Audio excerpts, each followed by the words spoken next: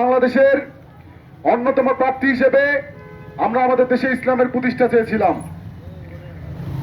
আমাদের নতুন generation, young generation, যারা ৭২ সংবিধান বোঝে, যারা বোঝে সেই ৫২ ভাষা আন্দোলন থেকে শুরু করে ৭১-এর স্বাধীনতা, ৭২-এর লিখিত সংবিধানের, সেই সংবিধানের মধ্যে সেই সময়কার জেনারেল আতাউল গনি উসমানী সহ বাংলাদেশের মেজর জিয়া সহ বিভিন্ন ধরনের মুক্তিযোদ্ধারা, বীরশ্রেষ্ঠরা, বীর প্রতিজ্ঞা ছিলেন।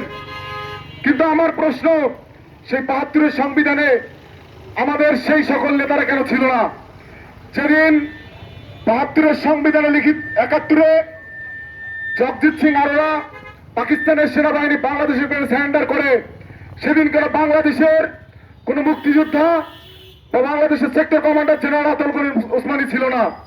কারণ আমি বিশ্বাস করি ৭১ পরবর্তী সময়ে, পূর্ববর্তী সময়ে যেমন বাংলাদেশ পাকিস্তানের অধীনস্থ ছিল, তেমনি ৭১ পরবর্তী সময়ে বাংলাদেশ ভারতের অধীনস্থ হয়ে গিয়েছিল। এই নতুন বাংলাদেশের ভারতবাদিতা, পাকিস্তানবাদিতা, কোন ধরনের কোন দেশের গোলামি, কোন দেশের চাটুকারিতা আমাদের বাংলাদেশে স্থায়ী পাবে না। বাংলাদেশ সব সময় হবে বাংলাদেশপন্থী। আমরা বুঝি না পাকিস্তান, আমরা বুঝি না ভারত, আমরা বুঝি না আমেরিকা, আমরা বুঝি না অন্য কোন রাষ্ট্র। বাংলাদেশের মানুষ হিসেবে, একজন বাঙালি হিসেবে আমার প্রথম পরিচয় আমি মুসলিম, আমার দ্বিতীয় পরিচয় আমি বাঙালি, তারপর আমি অন্য রাজনীতিবিদ।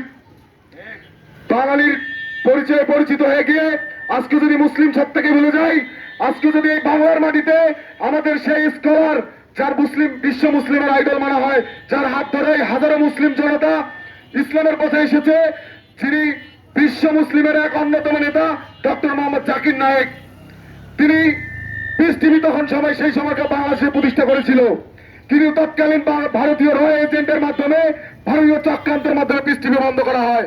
আমার একমাত্র প্রশ্ন, ভারতীয় বিভিন্ন টিভি চ্যানেল যদি, বিভিন্ন টিভি চ্যানেল থেকে শুরু করে বিভিন্ন ধরনের অপসংস্কৃতির পশ্চিমা চ্যানেল যদি বাংলাদেশে চলতে পারে, তাহলে অবশ্যই ইসলামের সংস্কৃতি ধরে রাখার জন্য পিস টিভি আবার নতুন করে পুনরায় ২৪ পরবর্তী প্রজন্মে পিস টিভি বাংলার মাটিতে চালু করে দিতে হবে। এই পিস টিভির মাধ্যমে হাজারো মুসলিমরা তাদের মুসলিম পরিচয় ফিরিয়ে পেয়েছিল। মুসলিমরা তাদের অস্তিত্ব